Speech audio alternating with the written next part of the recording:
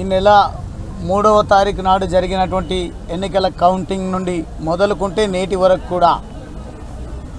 గౌరవ ముఖ్యమంత్రి రేవంత్ రెడ్డి గారి ఆదేశాల మేరకు అచ్చంపేటకు సంబంధించినటువంటి కాంగ్రెస్ పార్టీ నాయకులు కార్యకర్తలు కావాలని దాడులు చేయాలని భౌతిక దాడులతో పాటు ఎన్నికల బహిరంగ సభకు ముఖ్య అతిథిగా విచ్చేసినప్పుడు రేవంత్ రెడ్డి గారు బొందబెట్టాలి చంపాలి అని వారు ఇచ్చినటువంటి పిలుపును ఈరోజు కాంగ్రెస్ పార్టీ శ్రేణులందరూ కూడా కావాలని మాకు ముఖ్యమంత్రి గారు ఉన్నారనే ఒక అహంకారంతోన ప్రజాస్వామ్యాన్ని కూనీ చేసే పద్ధతిలో నేను నా సతీమణి ఒక దైవ కార్యక్రమానికి లింగాల మండలం అంబటిపల్లిలో గుడి ప్రారంభోత్సవ కార్యక్రమానికి విగ్రహ ప్రతిష్టాప కార్యక్రమానికి వెళ్తున్నటువంటి సందర్భంలో అక్రమంగా మమ్మల్ని నన్ను నాతో పాటు నా సతీమణిని అదేవిధంగా కల్వకుర్తి మున్సిపల్ చైర్మన్ సత్యం గారిని అదేవిధంగా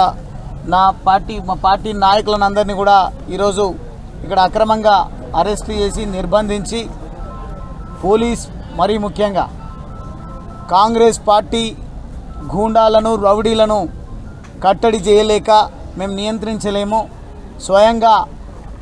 అచ్చంపేట శాసనసభ్యుడే నా నాయకులు నా కార్యకర్తలు కంట్రోల్లో లేరు అని తానే రెచ్చగొట్టి ఎన్నికల సందర్భంగా ప్రచారాన్ని ముగించుకొని అచ్చంపేట నియోజకవర్గ కేంద్రానికి నేను వెళ్తున్నటువంటి సందర్భంలో డైరెక్ట్గా ప్రస్తుత శాసనసభ్యుడు నా పైన రాళ్లతో దాడి చేసి తన గూండాలను రౌడీలను వెంట తెచ్చుకొని రాత్రి 10:30 గంటలకు నా పైన దాడి చేయడం జరిగింది. ప్రస్తుత ముఖ్యమంత్రి రేవంత్ రెడ్డి గారేమో ఎన్నికల బహిరంగ సభకు వచ్చి బొందబెట్టండి అని పిలుపునియడం, అదేవిధంగా కాంగ్రెస్ పార్టీ శాసనసభ్యుడు తానే స్వయంగా అభ్యర్థిగా ఉన్నప్పుడు దాడికి పూనుకోవడం, నేను హాస్పిటల్లో అడ్మిట్ అయి ఉన్నప్పుడు ఓ డ్రామాగా చిత్రీకరించేటువంటి ప్రయత్నం చేయడం, ఇవన్నీ కూడా ప్రజలు చూస్తున్నా కానీ నిమ్మకు నీరెత్తినట్టుగా ఏమి పట్టనట్టుగా ఈరోజు మేము ఆడిందే ఆట పాడిందే పాటగా ఉంటుందని బీఆర్ఎస్ పార్టీ జిల్లా అధ్యక్షుడిని నేను,